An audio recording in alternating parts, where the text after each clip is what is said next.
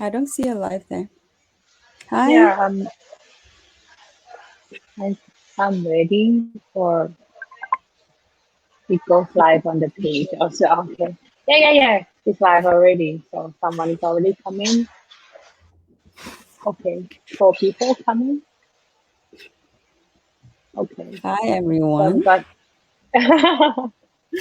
okay, I'm gonna start like in a minute.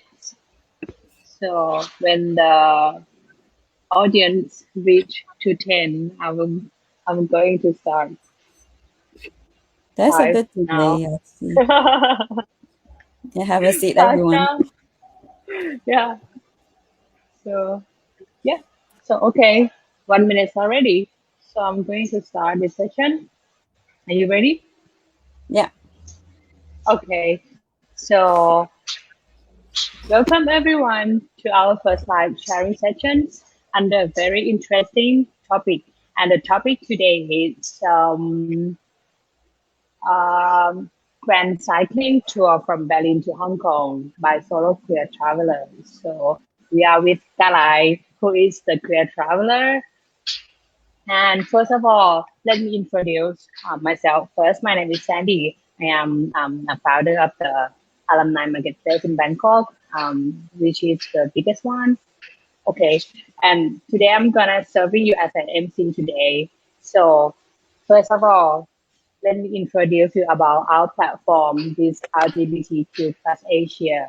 LGBTQ plus Tourism Asia is a platform where LGBTQ plus communities and hospitality and tourism businesses in Asia meet each other. We advocate for LGBTQ inclusiveness and friendliness in travel and serving setting that everyone can enjoy their true self without any discrimination and mistreatment.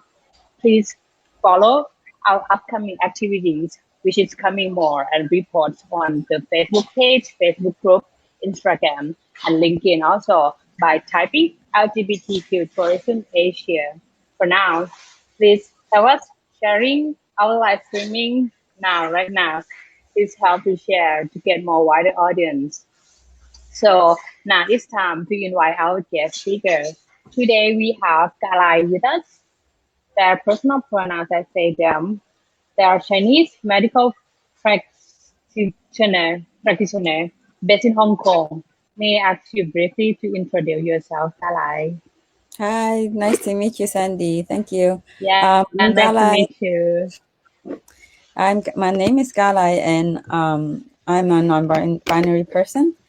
Right now, Okay. I'm doing some traditional Chinese medicine practice in Hong Kong, and I used to study in the U.S. and then I came back to Hong Kong to work for a while, and then I started to apply for this working holiday visa in Germany, and that's how I stayed there for a year. And then I decided to start a bike trip from Berlin to Hong Kong, Oh, okay, interesting. and that was like 2016. It's 2016. How many years ago? Oh my god, almost 5 years ago because I But started. Yeah, I started in June 2016, and I was in Berlin when I started to be there in April 2015. mhm. So I stayed there for a year, and then I started traveling more when I was there. So may I ask you why? What is inspired you to cycling from Berlin to Hong Kong? Um, to be honest, at that moment when I first went to Berlin, it was mostly because I was doing some activism in Hong Kong, and then I felt that um, it was very frustrated for me to be in Hong Kong.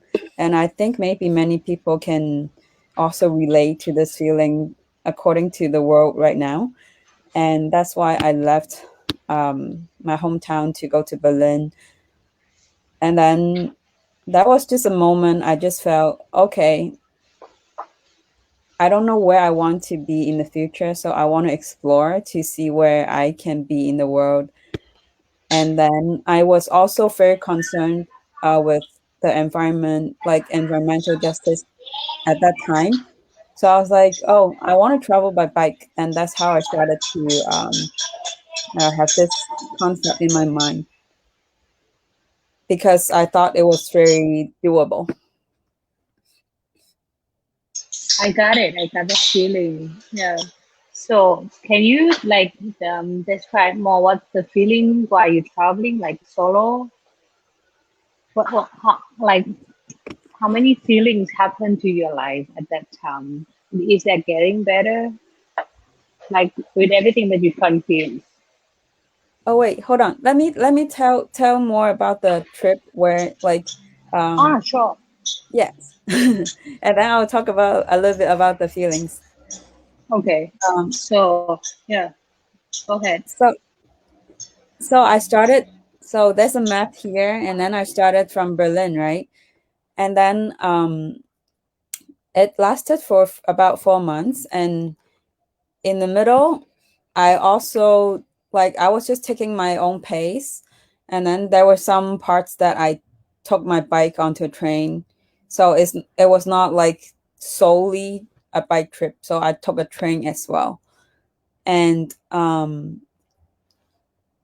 I passed through let me see. Sorry, it's been a while, so I need to I need some memory. So I passed through Poland. I went to Czech Republic, and then I also went to this one small part of Russia, which is Kaliningrad, and then Lithuania, Latvia, and then Estonia, which is the Baltic countries. And then I went to Russia, and then from there I took the Siberian train, Trans-Siberian train to Mongolia, and then I started there. Like I kind of stopped biking from there, and then I went to China from there, from Mongolia, and that Okay. and Yeah. then in the end I just came back to Hong Kong by train, kind of. Ah, okay. From China, right, to Hong Kong. Yes, it was Okay. a bit like very ridiculous reason because I had a toothache. Like I had a toothache, I couldn't stand it anymore, and then I didn't trust to like go to any dentist I in just want to China go back home then. and going to the dentist, right? Yeah. Yeah, I didn't know what to do, you know. So I was like, maybe I should just go back. Yeah. Okay. So then you can tell me about the feeling. How was your feeling happen like while you travel like cycling for months? Mhm. Yeah. I think traveling solo was a very um it was a very empowering trip for me. It was a very important life of like change of life for me by traveling by myself. And also it took a lot of physical power to do that. And also to learn to trust my instincts and also to learn to trust the world, even though I know that when people perceive me as a certain identity, for example, as a woman or as a man, it depends. Mostly, I think they perceive me as a woman. Then I think it brings me a lot of danger when I was traveling and I think before that, I also read a lot about like women like biking by themselves or traveling alone, and then they get into a lot of like danger. But I think also because a lot of friends were supporting me online sometimes when I posted things on Facebook back People then. know that you're still okay, right? Yeah. And then I think that was really that made me believe that it was okay to do that. And then also I was mostly doing it by doing couch surfing. So I was just like going to strangers' house to stay at the house, but they were also mostly travelers. And then like having all these conversations with people make me learn so much more about the world and also help me get out of like a lot of really narrow-minded thoughts before I started traveling like that. Yeah. Okay, that's very interesting. And I think it's not just about physical, it's about mental that have to be very strong at that time, right? You have to like stay with yourself. Yeah, Mhm. Yeah, yeah, but back that's then I very didn't think like that. I was just like, wow, I was really like at the before the trip, I was really depressed in Berlin, also because of the weather and everything. yeah, Because of like in course. Berlin, it was always cold and like super cloudy. Yeah, And then I was just like, oh, like why don't I just try it? Like why don't I just go and have no plans? But of course, in the end, you have to have some preparation and at least some plans. But yeah. it was really nice to get to do this. But I Okay. didn't think of myself as a very strong person back then. I was just like, wow, I was really weak, so maybe I should just go for this, you know. Yeah, that's interesting. Yeah. And so, can you tell me like what is the biggest challenge why you like cycling like across the continent for 4 months? Which one, like which situation that you feel very challenge for you? Mm, I think at the very beginning, my one of the biggest challenge was, I had to carry so many things. Maybe we can show a photo of how my bike um and the how it looks like when it was on trip. It looked like so light here, but also I didn't have a professional bike because I'm not a professional athlete or anything. It was just a city bike that I was using when I was living in Berlin. I was just using that same bike that was really cheap and old used bike. And then I just like started carrying all these things. I think I weighed it. It was about 30 kilograms. And then at the very beginning, it was so heavy for me because I was not trained, right? I just went, I just went on the trip, and I was like, oh my God, this is too much. So I kind of had to like pick out what I really needed for my trip, and then I gave Yeah. up some of my belongings and clothes. And also, it was summer, so it was fine. But I was sometimes worried about that it would be getting cold by the end of the trip. That's why I only plan for doing it within 4 months.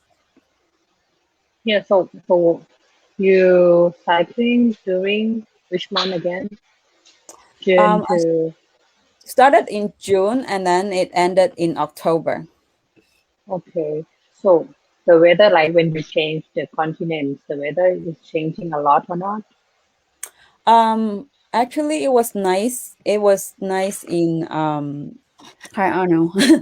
It was nice in a lot because Very I nice. really like the sea. Oh, that's this one person that I met now is Yeah, watching our life. Um, it's good to yeah, get him here. yeah, it was really nice to see you, Arno. Um, so I really like the ocean, so I was trying to bike along this ocean. Ah, That's how I okay. planned it most of the time. And oh, this is a photo of when I passed through a tunnel in Czech Republic. Mm-hmm. And I think one thing that was difficult was really about when people perceive me as a woman, and I tried to stay with some stranger, and then there was something really like scary that happened to me was that this one guy tried to trap me in the same room with him, but I really tried not to talk about it like as a very negative thing anymore. But that was Mm, kind of very scary for me. yeah. So yeah, that's a little bit like yeah.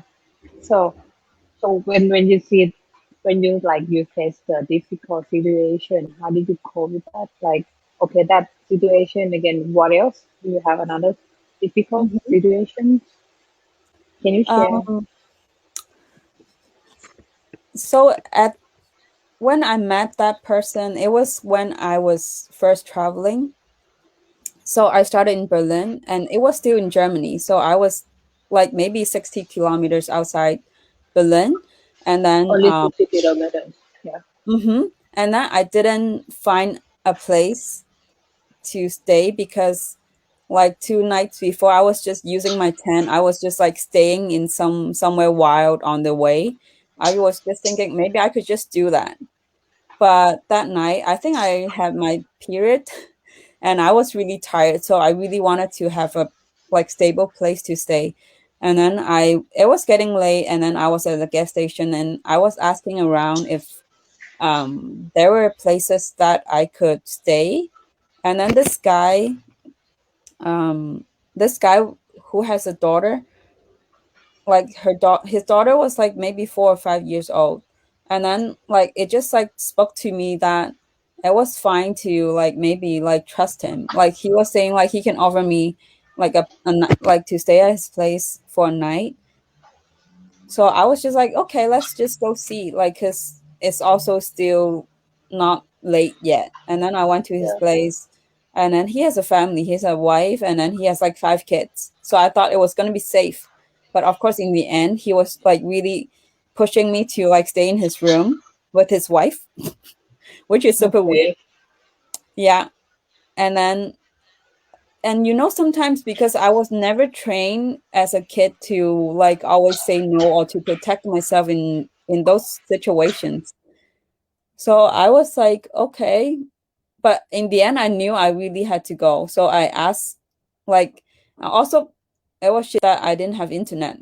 Like some technical problem with my phone, but somehow I connected to the Wi-Fi provided by that guy. And then I asked my friend in Berlin to help me. So I think that's something that like being a solo traveler that needs to like really train themselves in their mind before they go. I'm not saying that we should not trust any stranger, because like it's impossible to live on your own in the world in nowadays. Like somehow you have to Of course. rely on Yeah. some people sometimes. And like when you're in danger, it's good to have people who help you. So I think it's really important that we really prepare our mind like when we travel. um and what to look for is that like actually there's nothing you can really look for in people, because I really try to trust them. But when they keep pushing your boundaries, saying like making you to do something that you really don't want to do, and then you just need to trust your instinct, I think it really apply to every gender. Because when I Yeah. traveled somewhere else, I talked about my story, and then there was this one guy telling me that he also encountered something like this with a woman, that a Yeah. woman was pushing him to do something that he didn't want. So I think it's valid for everyone. Yeah. But of course he was way taller. He was like maybe 1 meter 1.8 meter taller, so maybe he has more strength to like really push people away than me, because I'm really short. I'm only 152 centimeters. So I think that's something that we need to be careful when we travel. Not saying that okay, all men are very dangerous, but we have to be careful like what Yeah. to trust, and Of then like course. trust our own instinct. Yeah. Okay. So you got a very hard time. Yeah, but that's very interesting that you already started, and I think the same that everyone like once in your lifetime you have to face something like in dangerous. Yeah. So that means you have to know how to do it. Like yeah, Hmm. everywhere can be like dangerous. Yeah, you cannot trust Yeah. everyone. It's not only about So traveling, because some people would say that like, yeah, well, maybe you shouldn't really travel by yourself because it's so dangerous. Well, then it applies to everything. Then maybe I shouldn't yeah, go it out applies to at night. everything. Yeah, right. So I wouldn't discourage people to not travel alone, but really be prepared, like to have some survival skills. Yeah. Now I'm talking like I'm in a horror movie or something. No, it's okay. I also have some experience like not that dangerous, but in Hong Kong, I used to traveling in Hong Kong like solo alone. So Mm-hmm. like um at night time, I'm walking to like close to Chuping Mansion. it's there is a lot of people like standing there, and everyone Mm-hmm. trying to push my hand like, where are you going? Do you already Oh, have a place to stay? So at that time I am alone when I was like only 18, so I'm a bit like nervous, but yeah, I try to tell everyone that okay, I'm gonna be fine, I'm gonna be fine, but inside I'm very nervous. But yeah, so I have to also, yeah, I think everyone should learn how to like take care of the situation, like how to deal with like dangerous understand. So yes. He's very maybe assertive. yeah, yeah, maybe we get back to something positive, right? Okay. So can you show me like which location or the which place that you like the most, that you can share that is like the most beautiful, very impressed you? Yes, since I really like the ocean, that's why I pass through. I really try to like go to like national parks and then also to pass through all these places. And then I really like would take a day to go to the beach. So this is Lithuania. This is after this little part. I also really like Kaliningrad because it's Russia, and then everyone has this myth about Russia being so dangerous. But and then our people were so nice, and then I still make friends that are still like that. We still talk. We're still very close. I mean, not like physically, but like we still talk. And then this part, Lithuania, this beach is after Kaliningrad. That was this really long part of national park that connects Russia and Lithuania. And this is the Nida Beach. And maybe you have another photo of Nida. Yes. And this is my bike without all the things when I was staying in a hostel. So sometimes I just like take off my equipment and then I just like bike somewhere. Also, when I was not like only like going somewhere. And maybe we can also look at some other photos. And this is the train from in Russia from so first we arrived St. Petersburg, and then actually one of my friend wanted to join me. So she met up with me in Russia, and then we were just like I also met some like queers in Russia because I was connected to some people when I was traveling in Austria. I went to a queer film fest and then I met some people. So they connected me to some other queers, like in the world that they know. So I stayed with this person in St. Petersburg. And then that's where I started to take this train. That is like people are always like, it's kind of famous online when you travel. Everyone wants to do this 4 days train trip from St. Petersburg to the east side of Russia. And this is like when I was on the train, when we started getting on the train. But later, because my friend lost her passport, she had to go back to China to like somehow to fly back to Hong Kong, and she didn't want to do the trip anymore. So I was alone again. So, and then I went to Mongolia by myself. And this is a yurt that um, in Mongolia, not everywhere it's like this, but I met someone in the city, in the capital, and then Ulaanbaatar is the capital. And then she took me to her grandparents. And this is the night where I stayed at the yurt of her grandparents. And this is her daughter. And it was the most beautiful, like, stars that I have ever seen in my life. And then after that, um, I went to the border of Inner Mongolia, which is part of China now. And this is the border. And it was also very nice to like really connect back to like your own sense of kind of your identity. I mean, because I'm still Chinese. And then but because the connection between Mongolia and Inner Mongolia, you're not supposed to bike there. You cannot just bike and cross the border. And then they have to like take you on a car. So I had to put my bike onto this like one big jeep or something, and then he took me there. I think I have a photo of that. It's the next photo. Oh, Okay. it's the it's a photo with a jeep, I think. If there's none, it's fine also. And then after that, I just went to China. Oh,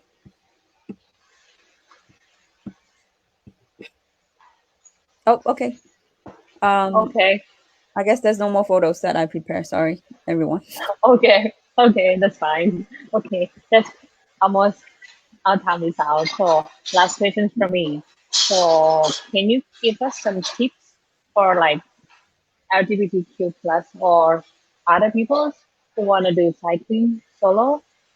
What they have to prepare? What is the struggle with the identities with while traveling? Can you give us some like information what to do and what to prepare? Yeah. Mm-hmm. I think at the beginning, because I didn't plan at all, I was just like, oh, let's just like stay in the wild. So So your I brought my profession is cycling, yeah. yes. I was like, okay, let's just like stay in the forest somewhere, which I did. I really Yeah. did stay in some forest. Yeah. So you need to bring a tent, and then of course something that is what do you call a mat, so that you don't get wet at night, because actually it's very wet when you stay outside. Um, Even though it's summer, but everything is very wet. And Yeah. also a light, a really strong light, so you can see. And when you have to escape, then at least you can see, because somehow in some parts when you just bike, there's like no lights at all. And what did I bring? I bring some clothes, but no jeans because they're too heavy. I brought some Really. biking, Yeah. like some sporty kind of pants, some underwear, and also because I was staying at people's place, and a soap that I can use for everything, mostly like Okay. for my hair. But back then I had no hair, so it was just as the Very photo. yeah, Yeah, a little bit. confidence. And I also brought my shaver, so I shaved my hair also. That that was heavy. And some clothes, toiletries, some food, but like that's something that I prepare on the way. So I buy something when I have a supermarket. I know like maybe I can eat that on the way for 1 day or 2 days, just in case. And then also like later I learn how to really plan ahead. So I would go on couch surfing or warm shower or another website that I would do some work away, to actually ask if anyone could take me in a week ahead, so I can like really prepare. And mostly I don't stay just for one night, because what's the point of just like keep going onto your trip and without like really interacting with people? So I mostly stay there, and for at least like 3 nights. I think that's all Yeah. Okay. that you So need to now, prepare. And yeah, maybe your I mentality. I didn't train at all. Like my physical was really bad. Now it's even worse. So yeah, no, no, you look good today. You look very good. thank you. You too. So now we have some comments that wanna maybe some people wanna talking to you. Anybody have any questions can um give us the the question. Then Kalai will answer you.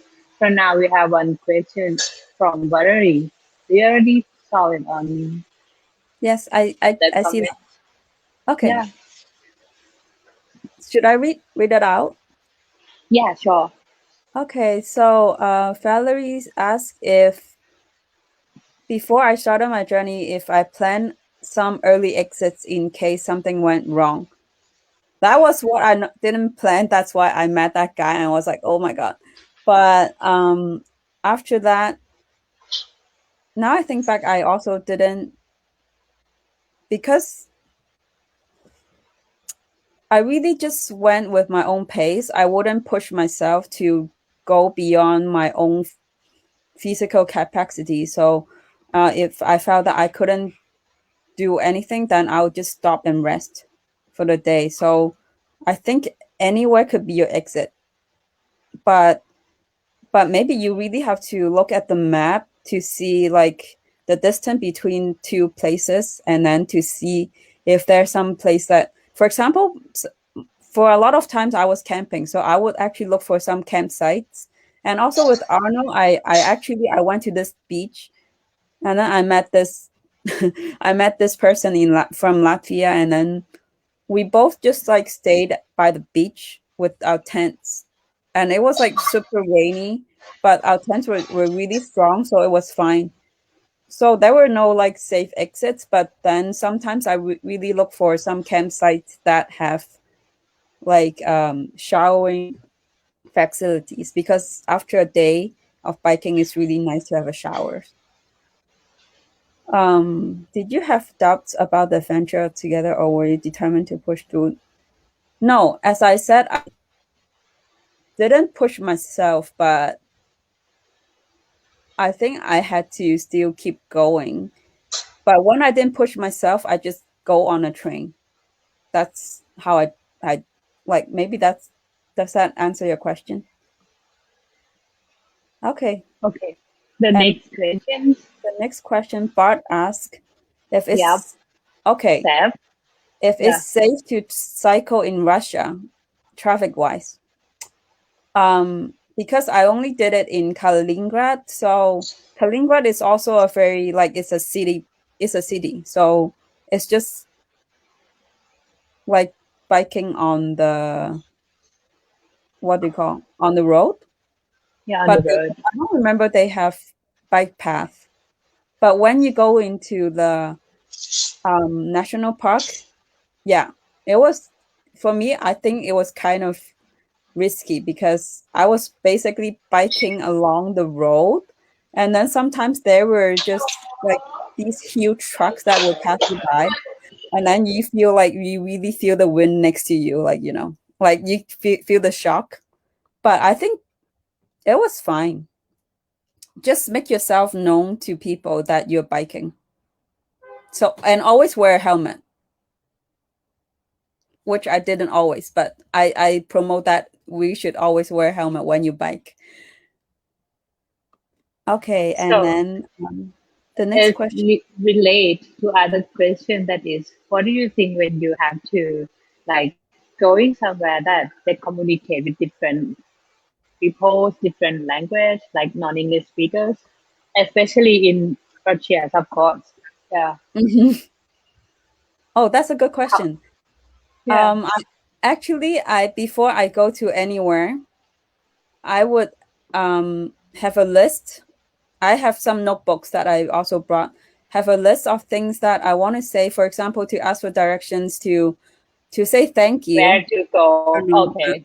I'm very polite. um, to ask for something, then I'll write them in the language that. And also, I don't always have internet, so I'll research that before I actually go to those places. Then I know how to say thank you, or to ask something in that language. And also, I try to learn some Cyrillics, because that's what Russian people use. So at least I get a sense of what they are. And So you when can you have say internet these spasiba. days, Yeah. you can just do Google Translate. Yeah. Yeah. Okay. So is there any questions? Is anybody wants to ask some more questions? So do you have anything you want to tell everyone? Um, I think for people who want to travel by themselves, you just like, it was really a privilege for me to do that, because not everyone has the resource and the time.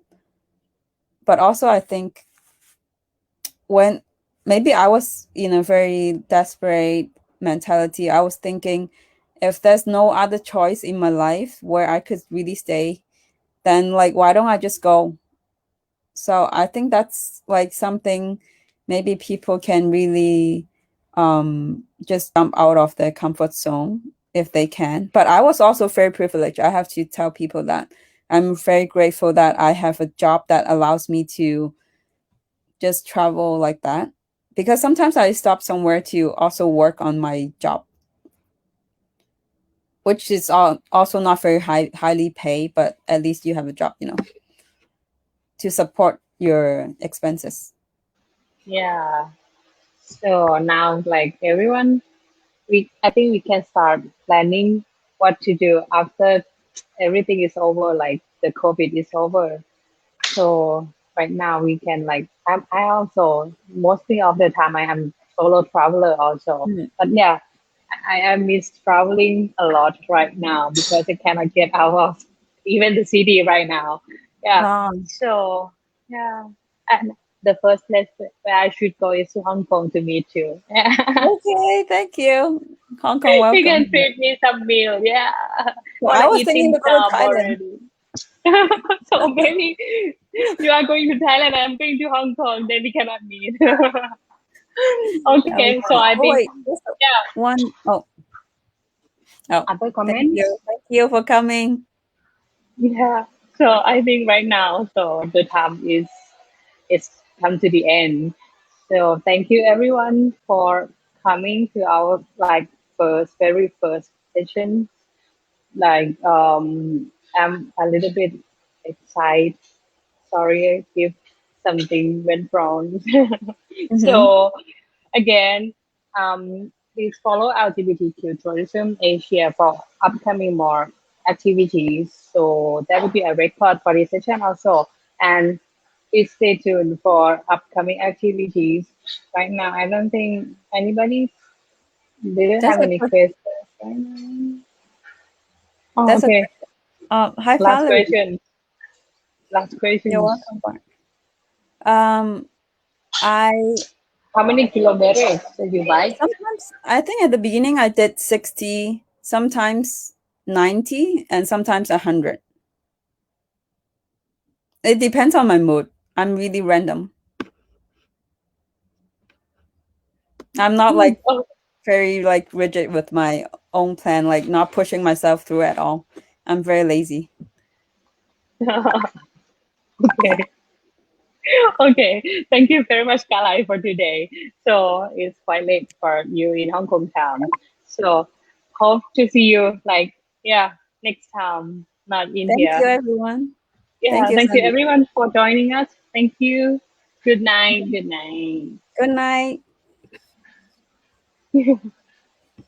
How do we stop this?